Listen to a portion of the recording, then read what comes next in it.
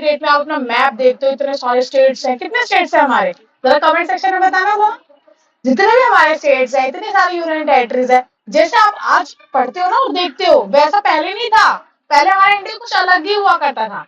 कैसा था इंडिया और आज का इंडिया कैसा बना, पहले कैसा दिखता था, पहले क्या उसका कलर अलग था, लोग अलग थे, क्या अलग था, इसके बारे में हम पढ़ेंगे। और पढ़ेंगे नहीं, बेसिकली हम खेल खेल में पढ़ेंगे, ठीक, ताकि आपको सब कुछ सारी चीजें जो हो जाए वो क्या हो जाए, अच्छे से याद हो जाए, ठीक है।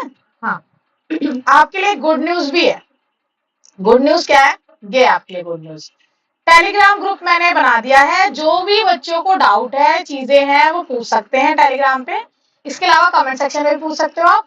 टेलीग्राम पे आपको जो भी जैसे चैप्टर के अगर आपको नोट्स चाहिए, जैसे कि मैंने आपको बता रखा है कि हाँ मैं क्वेश्चन आंसर्स भी दे रही हूँ आपको, क्वेश्चन आंसर्स में अगर आपको क्वेश्चन आंसर चाहिए, ठीक, नोट्स फॉर्म में चाहिए, तो आप उनका क्या कर सकते हो, नोट्स बना सकते हो, मतलब नोट्स आप डायरेक्टली प्रिंट आउट भी निकाल सकते हो। मैंने डायरेक्टली पीडीएफ दे दिया आपको टेलीग्राम ग्रुप में, जैसे जैसे मैं क्वेश्चन आंसर कराती जा रही हूँ वैसे वैसे मैं पीडीएफ देती जा रही हूँ। एनसीईआरटी क्वेश्चंस भी और मोस्ट इंपोर्टेंट क्वेश्चंस भी है, ताकि आपके पेपर के पॉइंट ऑफ व्यू से आप बहुत अच्छा स्कोर करो, ठीक। और आप लोगों से मेरी एक और शिकायत भी है। क्या है वो शिकायत, शिकायत ये कि आप लोग वीडियोस तो देखते हो लेकिन सब्सक्राइब ही नहीं करते। सोचो आपको पढ़ने के लिए क्या चाहिए होता है, मोटिवेशन चाहिए होता है, जैसे कि मम्मी मोटिवेशन देती है कि बच्चों पढ़ के लाओ, अच्छे नंबर लेके आओ तो आपको मैं चॉकलेट दूंगी या चीज होगी। ऐसे मेरे लिए भी तो एक छोटी सी मोटिवेशन है, आपको सिर्फ ये लाल सा बटन दबाना है सब्सक्राइब का, ताकि मुझे भी मोटिवेशन मिले आपके लिए अच्छी अच्छी पीपीटीज बना के लाने का, ताकि आप इसको और अच्छे तरीके से पढ़ पाओ, ठीक। और मुझे एक बात और बतानी थी बेटा, जैसे ये जो चैप्टर मैंने स्टार्ट किया है, देखो आपकी बुक में जो दे रखा है वो तो वैसे ही नॉर्मली आपकी बुक में जैसा इंटरेस्टिंग नहीं है, बोरिंग वे से दे रखे ये चीजें है, तो मैंने उसको और इंटरेस्टिंग वे में आपकी बुक से ही पूरा कंटेंट यहाँ पे डाल रखा है, मैंने कॉपी पेस्ट किया हुआ चीजें, बट यहाँ पे मैंने पीपीटीज डाल दिया आपके लिए इंटरेस्टिंग इंटरेस्टिंग, अलग से मैप्स डाल दिया आपके लिए, जैसे अभी पूरा चार्ट डाल दिया मैंने आपके लिए, ये इसलिए डाल लिया मैंने चीजें ताकि आपको और इंटरेक्शन रहे चीजों को देखने के लिए, और आप ज्यादा उसमें से इंटरेस्ट लो कि हाँ मतलब अच्छा ऐसे ऐसे था। आपकी बुक में ये सब चीजें नहीं है, मैंने यहाँ पे कुछ अलग से देखो इमेजेस डाली ताकि आप और ज्यादा इंटरेक्शन कर सको। कंटेंट सेम है बट यहाँ पे आपको कुछ अच्छा ही मिलेगा, देखने के लिए अच्छा मिलेगा। जैसे होता है ना मूवीज हमें ज्यादा अच्छे से याद रहती है, लेकिन पढ़ा हुआ तो हमें सिर्फ एक क्लास का याद रहता है, दूसरी क्लास का हमें नहीं याद है, लेकिन मैं चाहती हूँ आपको इतने अच्छे से याद हो जाए कि आपको नेक्स्ट क्लास में भी आपको सब कुछ चीजें याद है। और वैसे भी ये तो एसएससी है, एसएससी तो इंटरलिंक होती है एक दूसरे से, ठीक। तो यही बात मुझे आपको करनी थी कि आप थोड़ा सा ना ये पीपीटीज वे में भी देखो। अब देखो अगर इस पर व्यूज नहीं आएंगे, अगर मुझे लगेगा कि आपको समझ ही नहीं आ रहा है इन सब चीजों से, तो फिर मैं नहीं करूंगी इतनी मेहनत। सोचो मैं आप ही लोगों के लिए तो इतनी मेहनत कर रही हूँ, तो इसलिए मैंने सोचा कि मैं आपको एक बार बता देती हूँ। सेम कंटेंट है बेटा, पढ़ाई की जो लैंग्वेज है, जो वर्ड्स है, जो टॉपिक है वो सेम है, बट मैंने यहाँ पे पॉइंटर फॉर्म में दे रखा है ताकि आपको डायरेक्ट आपको आंसर लिखने में मदद हो, डायरेक्ट आपको पॉइंटर्स बनाने में भी हेल्प हो। अब बुक में कितनी सारी एक्स्ट्रा लाइंस होती है वो मैंने हटा दी यहाँ पे, ताकि आपको पेपर के पॉइंट ऑफ व्यू से तो वो मेंशन करनी नहीं है, यहाँ पे जो लाइंस है वो डायरेक्टली आप अपने पेपर में लिख सकते हो, तो इसीलिए ये पॉइंटर्स के रूप में मैंने बना दिया। बाकी अगर आपको चाहिए कि नहीं मैम हमें तो वही वाला पीडीएफ ही चाहिए, जैसे आप मतलब उससे पढ़ाओ बुक से पढ़ाओ, तो मैं बुक से पढ़ा दूंगी। अब मेरे को तो जैसे आप डिमांड करोगे, बट आप डिमांड भी तो नहीं कर रहे, ये तो नहीं समझ में आ रहा, ठीक। लेकिन मैंने ये देखा है कि इसमें व्यूज कम है, ठीक, तो मैं आगे से यही करूंगी। अगर आपको ये नहीं पसंद आया, अगर इस पे व्यूज नहीं हुए, तो मैं यही कोशिश करूंगी कि आपको फिर उसी से बढ़ाऊं, ठीक। चलो स्टार्ट करते हैं चैप्टर। तो स्टार्टिंग में अगर देखा जाए तो देखो ये जो हम पढ़ेंगे reshaping the India political map, तो पीरियड जो स्टार्ट हुआ था बेटा वो आज से नहीं हुआ, ये पीरियड बहुत पहले से स्टार्ट हुआ है। पीरियड इस चैप्टर में कहाँ से स्टार्ट हुआ, हम किसके बारे में पढ़ रहे हैं, हम पढ़ रहे हैं मिडिवल पार्ट। अब मिडिवल का मतलब क्या होता है, देखो हमारी हिस्ट्री को हमने सिर्फ पढ़ने के पॉइंट ऑफ व्यू से 3 में बांट दिया, कोई हिस्ट्री के बंटवारे थोड़ी कर किए जा सकते हैं, लेकिन कोई काम को इजी करने के लिए हम क्या करते हैं, छोटे छोटे टास्क में बांट देते हैं। ऐसे यहाँ पर भी है कि हमारी पूरी इतनी बड़ी हिस्ट्री है, हमने उस हिस्ट्री को 3 हिस्से में बांट दिया। सबसे पहले वाली हिस्ट्री आती है एंशिएंट हिस्ट्री, बीच में होती है आपकी एक एंशिएंट हिस्ट्री, और आज की जो हिस्ट्री है वो मॉडर्न हिस्ट्री है, तो उन दोनों के बीच में है एक हिस्ट्री, तो उसका नाम क्या रख दिया उन्होंने, मिडिवल, जो बीच में आ गया, ठीक। तो मिडिवल का मतलब भी यही है कि 2 एजेस के बीच की हिस्ट्री। ये हमारी कहाँ से कहाँ तक है, इसमें हमारा क्या मेन रोल चीजें हुई थी और कहाँ से कहाँ तक हम स्टार्ट करते हैं, तो ये देखो ओरिजिनली जो अप्लाइड हुई थी टू द यूरोपियन हिस्ट्री में हुई थी। रफली अगर देखा जाए तो कब से हमारी मिडिवल हिस्ट्री हम बोलते हैं कि स्टार्ट हो गई, जब हमारा रोमन एम्पायर जो था, हमारे यूरोप का एक रोमन एम्पायर था, वो फॉल हो गया था। जब वो एम्पायर हमारा फॉल हुआ था to the renaissance of the centuries, तो जब फॉल हुआ था तब से स्टार्ट हुई, और कब खत्म हुई, मतलब कब ये वाला पीरियड खत्म हो गया और मॉडर्न पीरियड स्टार्ट हुआ, जब तक हमारा रिनेसेंस नहीं हो गया, ठीक है। हाँ, इसका पूर्ण जीवन काल ऐसा कुछ भी हिंदी का वर्ड होता है, एग्जैक्टली तो मुझे याद नहीं है। देखो, यूरोप का कल्चरल रिवाइवल इन द 14 से लेकर 16 सेंचुरी में nurture by the rediscovery of the Greek and the Roman art and literature. तो इसमें हमें बहुत सारी चीजें दिखेगी कि हाँ, ग्रीक के बारे में क्या है, रोम के बारे में क्या है, उनका क्या आर्ट एंड कल्चर और क्या क्या चीजें हैं। ठीक, ये देखो, अब देखो जरा इसको देखा जाए। 1200 में हमारा क्या हुआ था, हमारा स्टैब्लिशमेंट हुआ था दिल्ली सल्तनत का। ठीक है, दिल्ली सल्तनत के बारे में भी हम डिटेल में पढ़ने वाले हैं कि दिल्ली सल्तनत में क्या था, कौन से रूलर्स थे, कौन सी डायनेस्टी थी। पहले तो डायनेस्टी पढ़ेंगे, क्योंकि दिल्ली सल्तनत को छोटा सा कोई चीज नहीं, पूरी दिल्ली सल्तनत में दिल्ली के ऊपर कैसे रूल हुआ था, कैसे उसको सबसे पहले किसने रूल किया, बाहर कौन बंदा आया, कैसे हुआ क्या नहीं हुआ, सब कुछ पढ़ेंगे हम इसमें। ठीक, तो दिल्ली सल्तनत में पहले हम पढ़ेंगे डायनेस्टी क्या थी, फिर डायनेस्टी के अंदर बहुत सारे रूलर कौन से थे, फिर एक नया डायनेस्टी बन गई, फिर उसके अंदर रूलर, फिर डायनेस्टी बनी, फिर रूलर, फिर डायनेस्टी बनी, फिर रूलर। ठीक, अभी 1200 से लेकर आपकी देखो अब कौन कौन सी डायनेस्टी, अब देखो यहाँ पे तो बहुत लंबे टाइम तक चली थी, 1200 से लेकर 1526 तक चली थी। लेकिन अभी यहाँ पे बीच में भी आपकी बहुत सारी चीजें हुई थी जो आपकी इधर उधर हुई थी। जैसे कि 1326 में आपका एक मेवाड़ किंगडम करके है, मेवाड़ किंगडम जो आपका वो स्टैब्लिश हुआ था, कब हुआ था, 1326 में। फिर आपका एक हुआ था 1336 में, आपका हुआ था विजयनगर एम्पायर। विजयनगर एम्पायर जो हुआ था वो साउथ में हुआ था। तो बता रहे हैं कि जब हमारा नॉर्थ में दिल्ली सल्तनत चल रहा था तो पूरे इंडिया के लेवल पे अलग अलग लेवल पे कहाँ कहाँ क्या क्या चीजें चल रही थी। तो साउथ में है हमारा विजयनगर एम्पायर। तो साउथ के जो स्टेट्स है वहां पे आपको कौन सा एम्पायर चल रहा था, विजयनगर एम्पायर। और दिल्ली सल्तनत कहाँ चल रही थी, दिल्ली के आसपास। उसके बाद आपका तिमूर ने हमारा अटैक किया था दिल्ली के ऊपर। नहीं, इससे बीच में आपका हुआ था एक बहामनी सल्तनत। तो विजयनगर एम्पायर जब वो हुआ था, उसके बाद हमारा एक और एम्पायर स्टार्ट हुआ था हमारा, ये भी साउथ में, ये बहामनी सल्तनत। तो इसके बारे में पढ़ेंगे, ये हुआ था हमारा 1347 में। ठीक, ये और ये एक दूसरे के कंटेम्प्रेरी है, और कंटेम्प्रेरी मतलब जो दोनों एक साथ इन लोगों ने अपना टाइम स्पेंड किया है। और दिल्ली सल्तनत के भी ये लोग कंटेम्प्रेरी है, बस फर्क कितना है कि दिल्ली नॉर्थ में और ये लोग साउथ में। और विजयनगर और बहामनी सल्तनत के बीच में अगर आप देखोगे तो इसमें तो बहुत सारी लड़ाइयां भी बहुत सारी हुई हैं। ठीक, उसके बाद आपका फिर हुआ था हमारा, तिमूर ने अटैक किया था हमारे दिल्ली पे। तिमूर ने कब अटैक किया था, 1398 में। इसके बाद हमारा बहुत लंबा समय से चलता रहा, और फिर बाद में चल के हमारा अराइवल हो गया था हमारे पुर्तगीज का। जब पुर्तगीज का जब अराइवल हुआ था तो आपका एक नया क्वेश्चन है इसी में, जब पुर्तगीज का अराइवल हुआ था तो उस समय पे हमारे नॉर्थ में कौन सी डायनेस्टी चल रही थी और कौन सा रूलर बैठा हुआ था उस टाइम पे। इसका आंसर आपको कमेंट सेक्शन में देना है। ठीक, चलो, हाँ, अब देखो, हाँ, अब ये टाइम पीरियड खत्म हुआ यहाँ से 1480 तक। उसके बाद कौन सा टाइम पीरियड देखो, 1520 में क्या हुआ, फर्स्ट पानीपत की लड़ाई हुई थी, फर्स्ट बैटल ऑफ पानीपत, जिसमें हमारा जो बाबर था उन्होंने अपनी ये अपनी जीत हासिल कर ली थी। एंड जब फर्स्ट पानीपत की लड़ाई हुई थी तो बाबर ने जो थी विक्ट्री हासिल कर ली थी एंड एस्टैब्लिश किया था अपना मुगल एम्परर। ठीक, इसके अलावा हमारा फिर 1556 में क्या होता, सेकंड बैटल हुई थी हमारी पानीपत की। फर्स्ट बैटल हुई थी 26 में, 1526 में, उसके 30 साल बाद जाके हमारी सेकंड बैटल हुई थी। ये हुई थी, इसमें हमारे अकबर ने जीत हासिल करी थी। ठीक, और उसने किसको हराया था, हेमू को हराया था। इसके बाद हुई थी आपकी यहाँ पे बैटल ऑफ द टेरिकोटा। जो टेरिकोटा की जो लड़ाई हुई थी, इसके तहत जो अभी हमने विजयनगर एम्पायर पढ़ा ना, ये वाला एम्पायर, ये वाला विजयनगर, ये वाला एम्पायर खत्म हो गया था। कौन सी लड़ाई के तहत खत्म हुआ था, टेरिकोटा की लड़ाई, destruction of the Vijayanagar city. इसके बाद आपकी एक लड़ाई हुई थी बैटल ऑफ हल्दी घाटी। हल्दी घाटी वाली जो लड़ाई थी, इसमें क्या हुआ था, जो महाराणा प्रताप थे, जो आज भी हम सुनते हैं, इसके ऊपर सीरियल भी बना हुआ है महाराणा प्रताप के ऊपर, उनको फोर्स किया गया था रिट्रीट करने के लिए। ठीक, तो ये वाली बैटल ऑफ हल्दी घाटी हुई थी, इसमें हमारे महाराणा प्रताप की लड़ाई हुई थी। इसके अलावा है आपका 1871, सॉरी 1671, इसमें क्या हुआ था, बैटल ऑफ सराय घाट हुआ था। ये हमारे नॉर्थ ईस्ट की लड़ाई है। नॉर्थ ईस्ट में हमारे क्या हुआ था, अहोम्स ने डिफीट कर दिया था मुगल्स। वैसे तो मुगल्स हम बोलते हैं इतने स्ट्रॉन्ग थे कि उन्होंने नॉर्थ में बहुत ज्यादा अपना मतलब अपना शासन चलाया था, साउथ में भी शासन चलाया था। लेकिन नॉर्थ ईस्ट में एक ऐसा किंगडम था जिसने मुगल किंगडम को हरा दिया था। वो कौन सा किंगडम है, वो है आपका अहोम किंगडम। ठीक, इसके अलावा है आपका 1699 में आपका क्या हुआ था, फॉर्मेशन हुआ था आपका खालसा का। ठीक है, किसने किया था, गुरु गोविंद सिंह जी ने किया था। ठीक है, किसका फॉर्मेशन हुआ था, खालसा का। इसके अलावा 1754 में आपका बिगनिंग हुआ था मराठा कंट्रोल ऑफ दिल्ली, कि मराठा ने दिल्ली के ऊपर कंट्रोल किया था। ये कब हुआ था, 1754 में। इसके 1799 में आपने एक सिख अंपायर भी खड़ा हुआ देखा है। ठीक, तो ये कब हुआ था हमारा, 1799 में। हाँ, ठीक, आप समझ में आ गया सबको। अब हम पढ़ते हैं इसका डिटेल में। तो एक न्यू एरा जो था इंडिया की जर्नी में, उसने बिगिन किया था अर्ली 11th सेंचुरी में। Invasion from the beyond the Hindu Kush mountain. ये कहाँ से स्टार्ट हुआ था, हमारे हिंदू कुश माउंटेन जो है हमारे जो हमारा इंडिया का मैप है, इंडिया में जो यहाँ पे जो चाइना का बॉर्डर है, वहां पे यहाँ से वहां तक है ना हमारा हिंदू कुश माउंटेन। तो उसने रीशेप किया था इंडिया का पॉलिटिकल मैप। तो वहां से हमारा उसके बियॉन्ड में क्या क्या रीशेप हुआ तो वो हम देखेंगे। बहुत सारे इन्वेडर्स, इन्वेडर्स मतलब होता है जो बाहर के लोग होते हैं वो जो हमारे इंडिया में आ जाते हैं कब्जा करने के लिए या चीजें करने के लिए, तो ऐसा। तो मैनी ऑफ द इन्वेडर जो थे वो द सेंट्रल एशियन थे। कौन से लोग थे वो? सेंट्रल एशिया के थे, जैसे कि टर्की के लोग थे और अफगान के लोग थे।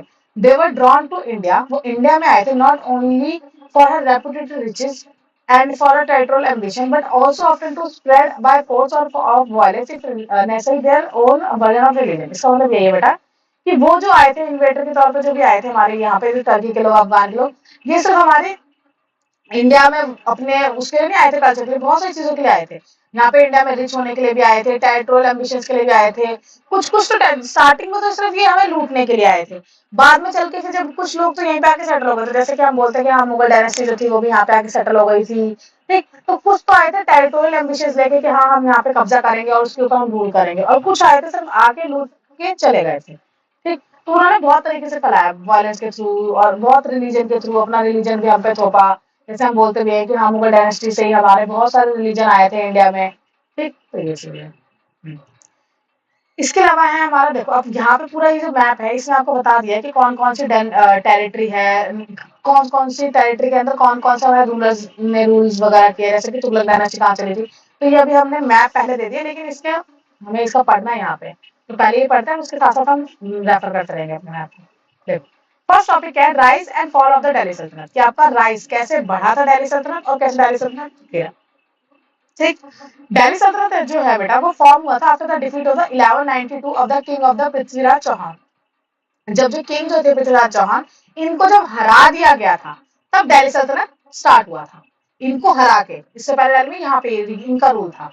Who roll over the north western part of India, ये जो था north western part of India पे रूल कर रहे थे हमारे पृथ्वीराज चौहान, इनको हरा के फिर हमारा दिल्ली सल्तनत स्टार्ट हुआ। सल्तनत जो है उन्होंने saw the rule of the 5 successive foreign dynasty. अब इस जब दिल्ली सल्तनत स्टार्ट हो गया तो इसमें 5 डायनेस्टी आई थी। पहली डायनेस्टी का नाम था मामलुक डायनेस्टी, दूसरी डायनेस्टी का नाम था खिलजी डायनेस्टी, तीसरी डायनेस्टी का नाम था तुगलक डायनेस्टी, फोर्थ डायनेस्टी का नाम था सैयद डायनेस्टी, फिफ्थ डायनेस्टी का नाम था लोधी डायनेस्टी। इन सबके टाइम पीरियड भी दे रखे हैं। और मामलुक डायनेस्टी का ही एक और नाम है स्लेव डायनेस्टी। बहुत जगह पे आपको मामलुक नहीं मिलेगा, या पेपर में आपका स्लेव डायनेस्टी के डायरेक्ट क्वेश्चन आएगा, तो आपको याद रखना है कि मामलुक को ही क्या बोलते हैं? स्लेव बोलते हैं। स्लेव, खिलजी, तुगलक, सैयद, लोधी। ठीक, उसके बाद while the certain part of the North India came under the control of the Delhi Sultanate, neighboring kingdoms such as the Eastern Ganga in the east and the Hosala in the south resisted its advance and the also emerged to rival the center of the art culture। ये अब देखो इसमें क्या बता रहा है कि जब हमारा दिल्ली सल्तनत में ये पूरा जो दिल्ली सल्तनत आपका पूरा यहाँ पे फैल रहा था, चीजें हो रही थी, तो यहाँ पे साउथ में हमारी कौन कौन सी डायनेस्टी चल रही थी? तो देखो साउथ में हमारी यहाँ पे जो चल रही थी, एक हमारी यहाँ पे चल रही थी ईस्टर्न गंगा डायनेस्टी, ये दिख रहा है ना, ये देखो ये राइट, ये येलो कलर का, यहाँ पे कौन सी चल रही डायनेस्टी? Eastern Ganga dynasty. ये कौन से रूलर के अंदर चल रही थी? तो नरसिम्हा देव के अंदर चल रही थी। किसके अंदर चल रही थी? नरसिम्हा देव के अंदर। इसके बाद है हमारा होयसाला डायनेस्टी। होयसाला डायनेस्टी कहाँ पे? ये साउथ में हमारे इधर की साइड जो है वो हमारी होयसाला डायनेस्टी है। होयसाला डायनेस्टी में इंपॉर्टेंट जो ये है सिटी है वो कौन कौन से? हेलीबीडू और बेलूर। ठीक, और एक हम मदुरई भी पढ़ सकते हैं। इसके बाद हमारी तुगलक डायनेस्टी। अब तुगलक डायनेस्टी जो थी वो कहाँ कहाँ चली? तो देखो इतना सारा ये जो है हमारा, ये सारी कहाँ चली है? तुगलक डायनेस्टी चली है। ठीक, इसके बाद आपका ये लोधी डायनेस्टी चली है। ये इस टाइम पे क्या चली है आपकी? यहाँ पे जो लोधी डायनेस्टी थी उसका टाइम पे बता दिया आपका। उसके बाद ये जो ब्लैक पॉइंट्स है जैसे जूनागढ़, दौलताबाद, हलीबीडू, बेलूर, मदुरई, कोणार्क, जजनगर, जौनपुर, ग्वालियर, दिल्ली, ये सारी क्या है आपकी इंपॉर्टेंट सिटीज है। देखिए यहाँ पे पेशावर। ठीक, अब देखो तो ये इसमें बोला कि जब हमारी यहाँ पर हमारी दिल्ली सल्तनत चल रही थी, तो बाद का मैप है, जब यहाँ पे दिल्ली सल्तनत चल रहा था तो यहाँ पे उनको वो झेलना पड़ रहा था, रेजिस्टेंस झेलना पड़ रहा था। अगर वो साउथ में एक्सपेंड करने की कोशिश कर रहे थे तो ये लोग क्या कर रहे थे? अब कोई भी आपके घर में घुसने की कोशिश करेगा तो आप उसको क्या करोगे? रोकोगे। तो ठीक वैसे जब दिल्ली सल्तनत यहाँ पे चल रही थी तो नीचे चल रही थी हमारी बहुत सारी डायनेस्टी, यहाँ पे दूसरी डायनेस्टी चल रही थी। तो ये जब नीचे एक्सपेंड करने की कोशिश कर रहे थे, इन लोगों से इनको क्या मिल रहा था? रेसिस्टेंस मिल रहा था, उनको रोकने की कोशिश की जा रही थी। ठीक, हाँ, तो वैसे इसने बोला कि वह certain part of the north India came under the control of Delhi सल्तनत। जब दिल्ली सल्तनत के अंदर था तो जो नेबरिंग किंगडम है जैसे कि गंगा डायनेस्टी और होयसला डायनेस्टी, इन लोगों ने क्या किया था? रेसिस्ट किया था। ठीक, अब है city of Delhi also assumed a big role in the political landscape. जो हमारी दिल्ली की जो सिटी है वो क्या है? उनका उसका मैप में बहुत इंपॉर्टेंट रोल है। जो यहाँ पे जो दिल्ली है वो बेटा दिल्ली आज के टाइम से नहीं, इतिहास के टाइम से बहुत इंपॉर्टेंट रही है, इसलिए आज भी हमारी इंडिया की जो कैपिटल है वो दिल्ली है। ठीक, अब जो सल्तनत का पीरियड है वो was marked by the political instability. यहाँ पे पॉलिटिकल इंस्टेबिलिटी बहुत रही, क्योंकि देखो हमने अभी अभी देखा कि हाँ यहाँ पे ये रूलर है, यहाँ ये और हमने यहाँ पर भी देखा कि मामलुक आई, फिर खलजी आई, फिर ये तुगलक आए। तो इनके अंदर भी हमने दो दो तीन तीन रूलर पढ़ेंगे जो बार बार, अब कभी ये रूलर आ रहा है, फिर ये आ रहा है, फिर ये आ रहा है, फिर ये आ रहा है। तो इसकी वजह से क्या होगा, इंस्टेबिलिटी जो होगी वो बनी रहेगी, कोई स्टेबिलिटी बने रहेगी ही नहीं। ठीक, तो सल्तनत पीरियड जो था वो मार्क किया जाता है पॉलिटिकल इंस्टेबिलिटी से, combined with the efforts of the territorial expansion. और इसके बाद जो जो जैसे जैसे मान लो मामलों में अगर कोई स्ट्रॉन्ग लीडर है तो वो क्या कोशिश करेगा कि नीचे पर कंट्रोल करना, जो नीचे का कोई लीडर है, मतलब खिलजी डायनेस्टी, तो वो सोचेगा और मैं अच्छे से कंट्रोल करूं। जो जितना स्ट्रॉन्ग राजा होगा वो उतना ज्यादा एरिया में कंट्रोल करने की कोशिश करेगा, और जो जितना कम मतलब पावरफुल होगा वो उतने कम एरिया में कंट्रोल करने की कोशिश करेगा। This result in the military campaigns. और बहुत सारे मिलिट्री कैंपेन्स होते थे, जो जितना ज्यादा स्ट्रॉन्ग वो क्या करेगा, अपने एक्सपेंड करने के लिए मिलिट्री कैंपेन करेगा। मिलिट्री कैंपेन करेगा तो वो मिलिट्री क्या जाएगी, रेड करने जाएगी उन विलेजेस को जो कमजोर होंगे। यहाँ पे वही है, मिलिट्री कैंपेन करेंगे, raided the villages and the cities and plunder. और वो वहां पे क्या करेगा, प्लंडर करेगा। क्या करेगा, प्लंडर प्लंडर करेगा, लूटपाट करेगा एंड डिस्ट्रॉय कर देगा टेम्पल्स को and the seeds of the learning को। तो बहुत सारे वहां पे ये होते थे कि हम उनको प्लंडर कर लिया जाता था, उसके ऊपर जाके ऐसे पूरा लूटपाट किया जाता था, बहुत सारे टेम्पल्स को डिस्ट्रॉय तोड़ दिया जाता था एंड बहुत सारी चीजें वो सीखते थे। तो ये सब चीजें जहाँ पे वो सीखने की कोशिश की जाती थी वहां उसको भी जला दिया था इन लोगों ने। बहुत सारी चीजें हुई थी। तो इस तरह का आपका था कुछ थोड़ा सा इंट्रोडक्शन कि कैसे हमारा राइज हुआ था ये, और कौन सी डायनेस्टी से स्टार्ट हुआ था, मामलुक डायनेस्टी से, और कब स्टार्ट हुआ था, 1206 में। अब देखो, इसके बाद है आपके अलाउद्दीन खिलजी। हाँ, अब आपके सारे रूलर्स के बारे में तो नहीं दे रखा, जो जो बहुत इंपॉर्टेंट रूलर है ना उनके बारे में दे रखा है। जैसे कि मामलुक के अंदर भी एक है, स्लेव डायनेस्टी के अंदर इल्तुतमिश करके है जो रूलर, जो जिसने बहुत काम किया था। एक बलबन करके भी है, लेकिन आपकी शायद बुक में नहीं है ये। क्यों नहीं है, क्योंकि आपकी बुक अभी बहुत छोटी क्लास में, 8th क्लास में, इसलिए शायद नहीं दे रखा। आगे वाली क्लासेस में आप पढ़ोगे। ठीक, तो हमें यहाँ से पढ़ना है फिलहाल खिलजी डायनेस्टी। खिलजी डायनेस्टी के अंदर जो सबसे स्ट्रॉन्गेस्ट रूलर था वो कौन था, अलाउद्दीन खिलजी। और इसके ऊपर तो मूवी बनी हुई है। किस किस ने ये मूवी देखी है जरा मुझे बताना। ठीक, अगर देखी है तो वो बंदा जो जिस बच्चे ने देखी है वो बच्चा ये बता पाएगा कि ये कौन है। हाँ, अब देखो, at the turn of 14th century जो स्टार्ट हुई थी। अब देखो मैं आपको ना एक चीज और बताती हूँ, इसका टाइम देख रहे हो, 1290 से लेकर 1320 है। अब अगर इसमें अगर मैं पूछ लूँ बेटा आपसे कि कौन सी डायनेस्टी है ये, तो आपको क्या लगेगा कि 13th है तो 13 डायनेस्टी हो गई? नहीं, 13 मतलब सेंचुरी हो गई, सेंचुरी नहीं होगी। इसमें क्या होता है ना बेटा, सेंचुरी ना हमेशा ही एक प्लस होती है। जैसे आपको आजकल हम क्या बोलते हैं, कौन सी सेंचुरी चल रही है आजकल, तो बोलते हैं 21st सेंचुरी चल रही है। क्या बोलते हैं कि 21st सेंचुरी है, लेकिन अभी साल कौन सा चल रहा है, 2025। तो 2025 जो चल रहा है उसमें जो 2000 का जो 20 है ना, स्टार्टिंग में 2025, 20+1 हो जाता है, तो 21st सेंचुरी। ऐसे ही अगर यहाँ पे 14th सेंचुरी बोल रहा है तो इसका मतलब यही है कि जो 13 है ना आगे का, 13+1 तो 14th सेंचुरी होगी। और 12 ये लिखा है तो इसका मतलब 13th सेंचुरी। तो 13th सेंचुरी से लेकर 13th सेंचुरी का लास्ट और 14th सेंचुरी की स्टार्टिंग में कौन रहा था आपका, खिलजी डायनेस्टी। तो इसने ये बोला कि जैसे 14th सेंचुरी में आया, क्योंकि 1390 था, उससे तुरंत क्रॉस होकर जब ये 14th सेंचुरी में आया, 1290 था सॉरी, तो उसके बाद जैसे ये 1290 था, तो जैसे इससे इधर मूव किया 1320 में, तब हुआ क्या, अलाउद्दीन खिलजी जो था उन्होंने मिलिट्री कैंपेन्स किए थे। क्या किए थे मिलिट्री कैंपेन्स, उसने कब्जा करने की कोशिश की थी। जिसने मूवी देखी उसने तो सबको पता होगा कि उन्होंने क्या किया था, मिलिट्री कैंपेन्स। अपने पूरा मतलब वो चाहते थे कि पूरे इंडिया में उनका क्या हो, कंट्रोल हो। उस कंट्रोल को करने के लिए उसने अपने बहुत सारे पर्सन को भेजा था कि जाओ मिलिट्री कैंपेन करो, यहाँ पे लूटपाट करो, इसको लूटो, इसको जीतो, ऐसा। तो बहुत सारे मिलिट्री कैंपेन्स किए गए over the large areas of north and the central India में, sacking and plundering the many states. बहुत सारे स्टेट्स को क्या कर दिया गया था, प्लंडर कर दिया गया था, लूटपाट करके तबाह कर दिया गया। एट द सेम टाइम पे ही also repelled several invasion by the Mongol forces. कि इनके यहाँ पे ना मंगोल वगैरह भी आ रहे थे, तो उसको भी इन्होंने रिपेल रोकने की कोशिश करी। Who were trying to add India to the vast Mongol Empire। हाँ, देखो, एक तरफ से तो ये नीचे वालों से भी लड़ रहे थे, मतलब ये यहाँ पे कंट्रोल करने की कोशिश कर रहे थे, जैसे अलाउद्दीन खिलजी तो वो नीचे आने की कोशिश कर रहा था। और यहाँ पे ना मंगोल करके यहाँ पे एक इलाका है, मंगोल भी यहाँ पे हमारे इंडिया के ऊपर कब्जा करने की कोशिश कर रहे थे। तो उसको भी किसने रोका था, अलाउद्दीन खिलजी ने रोका था। ठीक, यहाँ पे ये लिखा कि मंगोल्स का जो राज्य चल रहा था उसको भी रोकने की कोशिश करी थी किसने, अलाउद्दीन खिलजी ने। एक तरफ वो पूरा अपना एक्सपेंड करने की कोशिश कर रहे थे, और एक मंगोल हमारे ऊपर जब एक्सपेंड करने की कोशिश कर रहे थे तो उसको किसने रोका, अलाउद्दीन खिलजी ने। इनका ना एक स्लेव था, जो अलाउद्दीन खिलजी है ना, उसका एक स्लेव था। रियल का अलाउद्दीन खिलजी तो बेटा ये है, लेकिन ये है हमारी मूवी का अलाउद्दीन खिलजी। ठीक, तो इसका एक स्लेव था, इसके स्लेव का नाम क्या है, मलिक काफूर। क्या नाम है, मलिक काफूर। उसने एक्सपेंड किया था सल्तनत के रीच को साउथवर्ड में। क्योंकि जो मलिक काफूर है ना, वो जैसे मैंने बताया आपको कि इसने बहुत सारे पर्सन को भेजा था इसने साउथ में प्लंडर करने के लिए अपने मिलिट्री एक्सपेंशन भेजे थे। उसमें उसने अपने एक स्लेव को भेजा था जो कि उसका बहुत काम का बंदा था, जिसका नाम था मलिक काफूर। तो उसको बोला था एक्सपेंड करना था सल्तनत का south word, conquering the several kingdoms, और उसी को बोला गया था कि बहुत सारे किंगडम्स को क्या करना है, तुम्हें कैप्चर करना है। On the way their plunder wealth, उनकी वेल्थ को चुराना है, मतलब लूटपाट करनी है, and help the finance the sultanat enormous military apparatus, और जितना भी पैसा तुम चुरा के लाओगे वो तुम मुझे देना, ताकि मैं और मिलिट्री कैंपेन करके और अमीर हो सकूं। मतलब एक जगह से पहले तुमने मिलिट्री कैंपेन किया, वहां पे जाकर तुमने बहुत सारा लूट लिया, फिर वो पैसा तुम लेके आए, फिर वो पैसा तुमने फिर से एक दूसरे मिलिट्री कैंपेन में लगाया। तो ये काम किसको दिया गया था, इन्होंने मलिक काफूर को दिया था। He also attacked a number of Hindu centers. इन्होंने बहुत सारे हिंदू सेंटर्स, क्योंकि ये खुद क्या थे, मुस्लिम थे, तो इन्होंने बहुत सारे हिंदू सेंटर्स को भी कैप्चर करने की कोशिश की थी, जैसे कि श्रीरंगम, मदुरई, चिंदावरम और रामेश्वरम। देखो ये सारे जो इलाके बताए ना, वो सारे बेटे साउथ के, इन सबको कैप्चर करने की कोशिश की थी जो यहाँ पे है सारे। ठीक, हाँ, श्रीरंगम, मदुरई, मदुरई भी आपका चेन्नई में है, चेन्नई के आसपास है, मतलब तमिलनाडु में है, चिंदावरम है और रामेश्वरम। ठीक, अब देखो अब आ गया हमारा मोहम्मद बिन तुगलक। तो ये हमारा कौन सी डायनेस्टी का है, देखो हमने मामलुक डायनेस्टी का मैंने आपको नाम बता दिए थे, कौन कौन स्ट्रॉन्ग थे, एक थे इल्तुतमिश और एक बलबन, जो बहुत स्ट्रॉन्ग है, जिसके बारे में आपने यहाँ डिटेल में नहीं पढ़ा। खिलजी में कौन पढ़ा हमने, अलाउद्दीन खिलजी। अब हम पढ़ेंगे तुगलक के बारे में। तुगलक में सबसे मेन इंपॉर्टेंट रूलर, या मतलब दो मेन इंपॉर्टेंट थे इसमें रूलर, इसमें एक का नाम पड़ता है एमबीटी। एमबीटी मतलब मोहम्मद बिन तुगलक।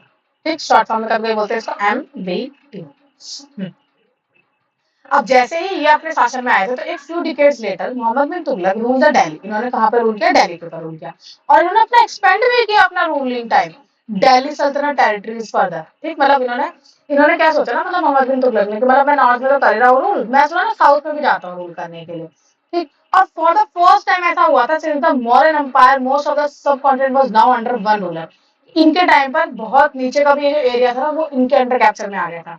अब आपको मैं इनकी बहुत फनी स्टोरी बताती हूँ आपको। देखो यहाँ पे क्या है, इन्होंने पहले तो दिल्ली में था इनका कैपिटल। ठीक, दिल्ली में रहते थे, तो ये ऊपर थे, कौन थे, तुगलक डायनेस्टी। अब इन्होंने क्या किया, यहाँ से ये लोग कहाँ मूव कर गए, इन्होंने मतलब यहाँ तक मूव करने की कोशिश की, दौलताबाद। ये जो दौलताबाद है ना, बहुत इंपॉर्टेंट जगह है। इन्होंने सोचा कि नहीं भाई, हम दिल्ली पे तो ना, मतलब मैं अगर दिल्ली से इनका पूरा रूलिंग जो टाइम पीरियड चल रहा था वो बहुत ऐसा वो चल रहा था, जैसे दिखा भी था ना कि तुगलक डायनेस्टी पूरा नीचे तक गया है। अब इन्होंने सोचा कि जब मैं दिल्ली में बैठ के रूल करूंगा, तो मैं दिल्ली में बैठ के रूल करूंगा तो सिर्फ मैं ऊपर से आने वाली चीजों को ही देख पाऊंगा, लेकिन मैं नीचे तक तो कंट्रोल कर ही नहीं पा रहा। तो भैया मोहम्मद बिन तुगलक को लगा रहे, मैं नीचे में कंट्रोल कैसे कर पाऊंगा। अब आप भी होते तो आप भी शायद यही सोचते कि यार मैं ऊपर बैठ के सब पे कैसे कंट्रोल करूं, मैं बीच में चला जाता हूँ। बीच में चल जाऊंगा तो मैं ऊपर का भी देख पाऊंगा, इधर का भी देख पाऊंगा, इधर का भी देख पाऊंगा, इधर का भी और इधर का भी। ये सोच के इन्होंने अपनी कैपिटल यहाँ शिफ्ट कर दी, और कैपिटल यहाँ शिफ्ट करने के बाद इन्होंने अपने पूरे घोड़े, ठीक है, अपनी पूरी जो होती है ना इनकी जो शाही जो पालकी वगैरह होते हैं, वो पूरी पालकी वालकी लेके पूरा अपना साम्राज्य को लेके अपना यहाँ से इन्होंने यहाँ लेके आए। ठीक, और जब वो दौलताबाद में आए तो बेटा यहाँ पर आके उनकी बज गई बैंड। क्यों बज गई बैंड, मैं बताती हूँ। देखो दिल्ली बेटा, जहाँ पे जो दिल्ली वाला जो एरिया है ना, दिल्ली, यूपी, बिहार और ये वाला जो एरिया, यहाँ पे ना नदियां बहुत सारी है। इतनी सारी नदियां कि यहाँ पे कभी पानी की कमी ही नहीं होती। ठीक, मतलब नहीं होती थी उस समय तक, तो बिल्कुल नहीं थी। तो यहाँ पे अच्छा खासा पानी था।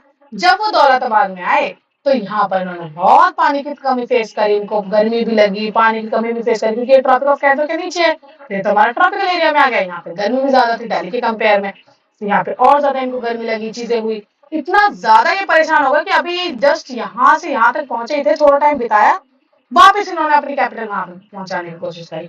इसीलिए भी इनको बहुत सिरफिरा भी माना जाता है कि बहुत ज्यादा सिरफिरे थे। लेकिन इन्होंने कुछ कुछ ऐसे काम किए थे जिसके लिए इनको पता था कि बहुत एडवांस सोच के भी थे, लेकिन ये टाइम से पहले पैदा हो गए थे। इतने टाइम से पहले पैदा हो गए थे कि बहुत सारी चीजें इन्होंने ऐसी कर दी जो आज की जनरेशन में चीजें हो रही है, आज के टाइम पे जो चीजें हो रही है। ठीक, ये तो देखो इसमें क्या है, ये मैंने बताया फॉर द फर्स्ट टाइम ऐसा हुआ था कि मौर्यन एम्पायर के बाद मोस्ट ऑफ द जो कॉन्टिनेंट जो था वो इन्हीं के अंडर आ गया था, क्योंकि मौर्यन एम्पायर में बहुत अच्छे से कंट्रोल हुआ था, वही पूरे इंडिया के लेवल पर कंट्रोल हुआ था। और तुगलक डायनेस्टी भी एक ऐसी डायनेस्टी थी जिसने पूरे साउथ तक कंट्रोल किया था, बहुत अच्छा, पूरे इंडिया को एक रूलर के अंडर किया था। ठीक, अब देखो although this dominance was significant, कि इनका जो डोमिनेंस था वो सिग्निफिकेंट था, but it proved to be the short lived, ये शॉर्ट लिव्ड रहा, बहुत कम ड्यूरेशन के लिए रहा। ठीक, अब देखो मोहम्मद बिन जो तुगलक जो थे वो क्या थे, हैज एम्बिशियस स्कीम। इनकी मैंने बताया ना कि इनकी कुछ कुछ चीजें बहुत अच्छी थी, बहुत एम्बिशियस स्कीम चलाई गई थी, but they are were often poorly executed. Scheme बहुत अच्छी थी, चीजें बहुत अच्छी थी, लेकिन उसको जो एग्जीक्यूट किया गया था वो बहुत बुरा था। इतना ज्यादा बुरा था कि क्या बोलते हैं, इनका मतलब उनको वापस अपनी रिवर्स करनी पड़ी स्कीम, और उल्टा बैक फायर हो गया। जैसे होता नहीं कि हम जब टाइम से एडवांस चीजें कुछ बोलने लग जाते हैं तो हमें लोग ऐसे बोलते हैं, अरे नहीं ये तो पागल है, ऐसा कुछ नहीं होता। जैसे कि अब मैं जैसे मान लो अगर आप आज के टाइम पे मम्मी को बोलो कि मम्मी ये क्या बोलते हैं, एआई का जमाना है, कंप्यूटर से हम ये कर सकते हैं वो कर सकते हैं, तो मम्मी बोलेगी हाँ तुम्हें पढ़ना नहीं है इसलिए तुम कंप्यूटर का बहाना ढूंढ रहे हो। लेकिन वही आने वाले टाइम में लिटरली ऐसा होगा कि हाँ कंप्यूटर से चीजें हो जाएंगी। हो सकता है आने वाले समय में आपकी मतलब जो स्कूलिंग होती है स्कूलिंग भी ना हो सकता है सिर्फ आपकी ये क्या बोलते हैं सिर्फ आप लैपटॉप पे ही पढ़ रहे हो बैठ के, सारे बच्चों के पास लैपटॉप हो जाएगा और सब लोग सिर्फ कंप्यूटर से पढ़ेंगे, कोई स्कूल नाम की कोई चीज नहीं होगी। वो बचपन में है ना एक बुक में, शायद पता नहीं कौन सी क्लास की बुक है, इंग्लिश की बुक में एक स्टोरी भी है कि हमारा स्कूल तो कंप्यूटर में ही होता था। तो वो चीजें सोचो, आज अगर आप अपनी मम्मी को बोलोगे तो आपकी मम्मी बिलीव ही नहीं करेगी कि ऐसा कुछ भी होता है। मम्मी आप डांट भी देंगी कि पढ़ाई कर ले, पता नहीं क्या क्या बोलता रहता है ये लड़का या एक लड़की, क्या होगा बोलती रहती है, ऐसे से बोल देंगी मम्मी। ऐसा ही मोहम्मद बिन तुगलक को भी माना जाता था कि इन्होंने जो स्कीम चलाई थी वो बहुत अच्छी स्कीम्स थी, लेकिन वो इतनी ज्यादा अच्छी स्कीम हो गई थी कि कुछ ज्यादा ही मतलब उसने टाइम के एडवांस से पहले ही वो चीजें बोल दी गई और उसने चीजें कर ली थी, जिसकी वजह से लोगों को बिलीव ही नहीं हुआ और इसको एक पागल राजा भी बोला जाता था कि ये तो एक पागल ही राजा है। ठीक, तो ये तो बहुत सारी एम्बिशियस स्कीम थी बट पुअरली एग्जीक्यूट हुई थी। और 5 इनकी स्कीम थी, जिसमें से एक स्कीम तो यही थी कि दिल्ली से जो कैपिटल शिफ्ट करी गई थी वो कहाँ करी गई थी, दौलताबाद करी गई थी। वो तो मैंने आपको पूरी स्टोरी बता दी। एक इनकी यही थी कि one moving is capital from the Delhi to Daulatabad. Daulatabad का ही नाम क्या था, देवगिरी रखा गया था, क्योंकि उनके पास ही सामजी नगर करके कोई एरिया है, तो ये भी मतलब नियर प्रेजेंट है, सामजी नगर के पास है ये कोई एरिया। ठीक, perhaps he thought its more central location would offer better control of the empire। सबको पता है ना कि क्यों किया गया था, ताकि वो ऊपर इधर नॉर्थ में, साउथ में, ईस्ट में, वेस्ट में सब जगह अच्छे से कंट्रोल कर सके। इसलिए उन्होंने क्या करी थी, अपनी कैपिटल शिफ्ट करी थी। पहले तो ये चीज थी, लेकिन मैंने बताया कि इतना ज्यादा परेशान हो गए थे कि वापस उनको आना पड़ा, और इसकी वजह से जो लोग थे ना वो बहुत परेशान हो गए कि अरे यार क्या पागल राजा है क्या, पहले ले बोल रहे हैं कि सारा सामान लेके जाओ नीचे, अब जैसे तैसे करके हम नीचे लेके आए तो बोल रहे सारा सामान लेके चलो ऊपर। जैसे हम भी तो होता है कि कभी मम्मी सामान मंगा लेती है तो हम सामान लेने जाते हैं और मम्मी बोलती है बेटा वापस करके आओ इसको, तो हमें भी गुस्सा आता है कि मम्मी हमें नहीं करना है इसको वापस। सेम चीज लोगों को वहां पर गुस्सा आ रहा था कि भैया ये क्या हो रहा है। तो ये था, the people were force to travel over the 1000 kilometre. People को फोर्स किया गया कि भाई तुम्हें 1000 किलोमीटर चलना पड़ेगा। एंड फ्यू इयर्स लेटर, थोड़े ही समय में कुछ ही टाइम रहे और परेशान हो गए और हिज प्लान मिसफायर हो गया और फिर से शिफ्ट कर दी गई कैपिटल दिल्ली में। पहले दिल्ली से दौलताबाद करी, फिर से वापस दिल्ली करी। तो both transfer resulting in the great loss of life. बहुत सारे लोग थक गए, मर गए रास्ते में। आप चलते चलते, वो तो राजा है, वो तो अपना पालकी में बैठ के जा रहा है अपनी चीजें, लेकिन जो बाकी लोग है वो तो परेशान हो रहे हैं। तो according to the some sources के द्वारा ये बोला जाता है कि बहुत सारे लोगों की अपनी लाइफ यहाँ पे चली गई थी। ठीक, अब देखो हुआ क्या, एक और इन्होंने स्कीम चलाई थी। इसकी स्कीम क्या थी, टोकन करेंसी करके चलाई थी। टोकन करेंसी में इन्होंने क्या चलाया था, where the cheap copper coins are declared. Cheap copper जो कॉइन थे उनको डिक्लेयर किया गया था to be the token and have the value of the silver और द गोल्ड कॉइन। हाँ, तो इन्होंने बोल दिया कि जो सिल्वर और जो गोल्ड कॉइन है ना, इन दोनों की जो वैल्यू है ये बिल्कुल इक्वल है। हाँ, इन्होंने बोल दिया कि मेरे chief copper coin but declare to be tokens. इनको कॉपर कॉइन को उन्होंने टोकन की तरह डिक्लेयर कर दिया और उन्होंने बोल दिया कि कॉपर कॉइन की भी वैल्यू जो है वो सिल्वर और गोल्ड कॉइन के बराबर है। आप खुद सोचो, एक कॉपर कॉइन, एक सिल्वर कॉइन और एक गोल्ड कॉइन, अगर तीनों की इंपॉर्टेंस बराबर कर दी तो लोगों को क्या आएगा, गुस्सा। और गुस्सा क्या मतलब आप खुद सोचो, लोग फिर क्या करेंगे, गोल्ड को बचाएंगे। हर को सोचेगा जब तीनों इक्वली वैल्यू के हो तो हम कॉपर को यूज करके अपना ट्रांजेक्शन कर ले, गोल्ड को जितना हो सके बचा लो, सिल्वर को जितना हो सके बचा लो। ठीक, तो although this was a progressive idea, वैसे देखा जाए तो बहुत अच्छा आइडिया था। Most of our currency today जो है वो टोकन कॉइन ही है। जैसे कि मतलब जैसे आप आज के डेट में आप जो कॉइन चलाते हो, 1 रुपए का सिक्का होता है, 10 रुपए का सिक्का होता है, टोकन करेंसी होती है। लेकिन सबकी वैल्यू ऐसे इक्वल कर देना उस टाइम के लिए इतनी एडवांसमेंट थी कि लोगों को समझ नहीं आई, और लोगों ने तो इसी को ही स्टोर करके रखने की, है ना, गोल्ड कॉइन्स को, सिल्वर कॉइन्स को बचा के रखने की और सिर्फ कॉपर कॉइन्स को यूज करने की ज्यादा तरकीब चला ली। at the time this created the confusion in the trade में बहुत ज्यादा कंफ्यूजन होने लग गया। एनकरेज किया लोगों को कि वो काउंटरफिट कर दे कॉपर कॉइन्स को, कि लोग क्या कर रहे थे, कॉपर की जो बाकी चीजें थी ना उसको पिघला पिघला के कॉइन्स बनवा ले रहे थे। All of which cause the economic decline. इसकी वजह से पूरी जो इकोनॉमी थी वो क्या हो गई, डिक्लाइन में चली गई। तो ये भी इनका क्या हुआ था, एक बहुत बड़ी दिक्कत हुई थी। ठीक, इस पीरियड में ये भी विटनेस किया गया था, बहुत सारे अटैक्स भी हुए थे। और सेक्रेड और the reverse images in the Buddhist, Jain and the Hindu temples, कि बहुत सारे हमारे बुद्धिस्ट, जैन और जो हिंदू टेम्पल्स थे इनको भी बहुत ज्यादा तोड़ा गया था, अटैक किए गए थे।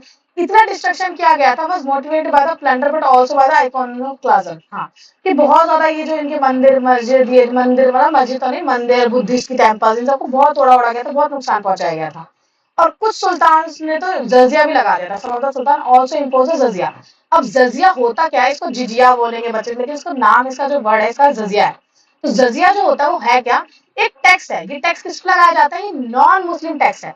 जो मुस्लिम नहीं है उनके ऊपर टैक्स लगाया, अगर मुस्लिम नहीं है तो वो क्या है, हिंदू है। तो नॉन मुस्लिम टैक्स है, जो करता क्या है, ग्रांट करता है प्रोटेक्शन एंड एग्जेम्प्ट करता है फ्रॉम द मिलिट्री सर्विसेज। कि वो ग्रांट करता है प्रोटेक्शन, मतलब किसको प्रोटेक्शन ग्रांट करता है, वो बोलता है कि नॉन मुस्लिम टैक्स है कि तो हम तुम्हें क्या करेंगे, प्रोटेक्शन वगैरह देंगे एंड अजम्पशन कर देंगे फ्रॉम द मिलिट्री सर्विसेज से। तो मतलब इस तरह का जो टैक्स था वो लगाया गया था। इन प्रैक्टिस में अगर देखा जाए तो depending on the ruler, ruler के ऊपर डिपेंड था, the discriminatory tax would be the source of the economical burden. एक इकोनॉमिक बर्डन था एंड पब्लिक ह्यूमिलिएशन था and form of financial and social incentive for the subject to convert to Islam. हाँ, कि in practice में देखा जाए तो बहुत सारे रूलर्स ने डिस्क्रिमिनेट टैक्स लगा रखा था, मतलब हिंदुओं के ऊपर ऐसा टैक्स लगा रखा था कि उनको मतलब हिंदुओं के ऊपर टैक्स लगा रखा था कि उनको अगर अपने मंदिर मस्जिद आना तो उनको टैक्स देना पड़ेगा। एक उन्होंने प्रोटेक्शन टैक्स बोला था कि अगर तुम मतलब तुम चाहते हो कि हम तुम्हारे ऊपर अटैक ना करें तो तुम क्या करो, जैसे ये जो जजिया वो यही था कि अगर तुम चाहते हो कि हम तुम्हारे ऊपर अटैक ना करें तो अटैक से बचने के लिए तुम हमें ये दे दो, जजिया दे दो, ताकि हम तुम पे अटैक ना करें। तो नॉन मुस्लिम टैक्स था, नॉन मुस्लिम से लिया जाता था, हिंदू से लिया जाता था। ठीक। And form of financial and social incentive भी दिया गया for the subject to convert. हाँ, और ये भी बोला गया कि अगर तुम हिंदू और हिंदू से तो मुस्लिम में कन्वर्ट हो जाते हो तो हम तुम्हें बहुत सारे बेनिफिट देंगे, हम तुम्हें सोशल बेनिफिट देंगे, तुम्हें फाइनेंशियल बेनिफिट देंगे, तुम्हें इतना सब पैसा दे देंगे। तो इस तरह की चीजें भी करी गई थी लोगों को उनका कन्वर्जन कराने के लिए, अपने धर्म में परिवर्तन कराने के लिए, कि मतलब अगर वो हिंदू है तो वो क्या बन जाए, मुस्लिम बन जाए। ठीक। अब ये जो है हमारा तिमोर, इससे हम पढ़ेंगे कल। आज के लिए बस इतना ही। ठीक। सारे बच्चों को क्या करना है पता है ना, like share and subscribe. Subscribe सबको करना है, ठीक है। सारे बच्चे वीडियो देख के चले जाते हैं, हम तो जा रहे हैं, हम तो जा रहे हैं, हमें तो लेट हो रहा है। एक सब्सक्राइब का बटन दबाने से मुझे भी मोटिवेशन आएगी ना, मैं और इंटरेस्टिंग पीडीएफ और पीपीटीज वगैरह बना के लाऊंगी आप लोगों के लिए। ठीक। कोई भी डाउट हो कमेंट सेक्शन में पूछ सकते हो। जो भी मैंने वीडियो में कमेंट मतलब जो भी मैंने क्वेश्चन पूछे, जो भी बच्चा उसका आंसर्स देगा कमेंट सेक्शन में उसको शॉर्ट आउट मिलेगा।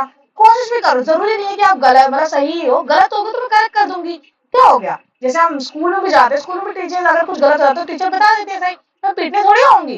कोई कैमरा इसके अंदर ऐसा कोई ऑप्शन भी नहीं है कि मैं आपको ऐसे घुस के पीट दूंगी, नहीं पीटूंगी मैं कुछ भी। ठीक। तो आप सब लोग ये चीज कर सकते हो, ठीक है। कोई भी डाउट हो और कमेंट भी करो, चाहे सही करो चाहे गलत करो, कोशिश तो करो। कोशिश करने वाला बच्चा ज्यादा आगे निकलता है, rather than जो कोशिश ही नहीं करता।